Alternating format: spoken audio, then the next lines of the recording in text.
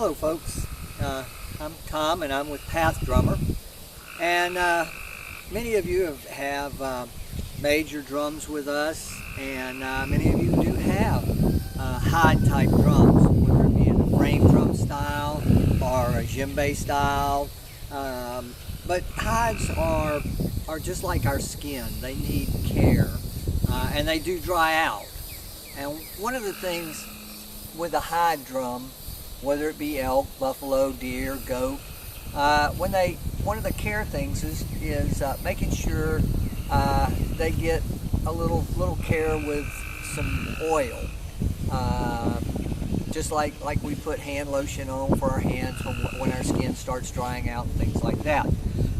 But you have to be very careful because you can get too much on the hides themselves, and when that happens, it becomes sticky and not fun to hold and play. One of the better things that I have found that works really well is just an unscented shea butter.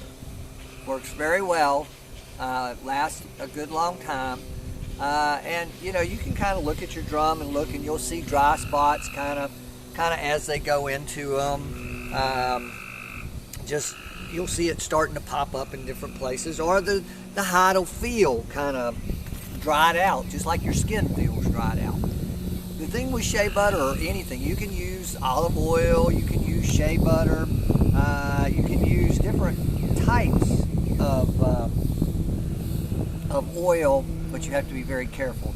And like I said, the shea butter seems to be the best and works very well. And what I usually do is I take a very small amount of shea butter. I mean very small amount. And I rub it into my hands, not directly on the drum. Warm it up in your hands, back and forth. It's also good for your hands. It feels pretty good, you know. And then once you do that, start rubbing it into the drum, you know, working it in all the way around the drum. And as you do this, you'll actually see an improvement in the drum itself. You'll see the dryness start to work its way out. It'll start to even shine a little bit. Going all the way around. The outside edges. Try to work some on the back. Be careful on the back, because sometimes these edges on a drum, depending on the hide, can be sharp and it'll cut you. You know, but just work it in really well. And you may feel like that a lot of times that you've used up the shea butter, but rub your hands together again, because the shea butter or your oils will get back in between your fingers, because you're using the palm of your hands a lot, so your palm will become kind of dry and you can feel it. But don't go reaching back immediately for the shea butter or the oil. Use what oil is on your hands, you know, and work it in well. You know, it's a good time to spend a little time getting used to your drum, getting to know your drum too.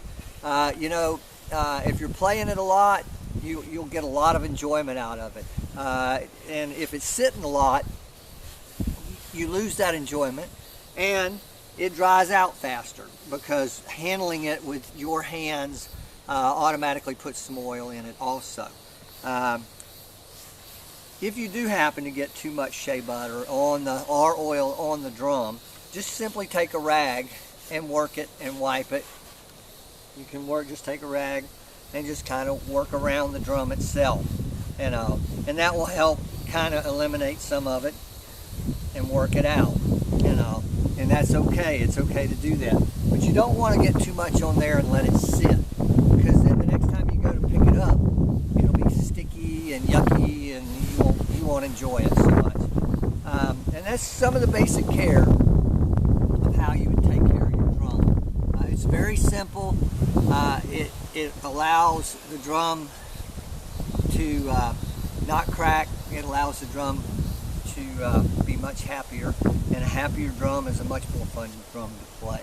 And also, there's a lot of rewards when you pick up your drum and play it. So don't forget to do that. Don't let it just sit on the shelf or hang on the wall. Drums are made to play, and they're made to enjoy. Get your enjoyment out of your drum. Y'all have a blessed day. Visit us at Path Drummer.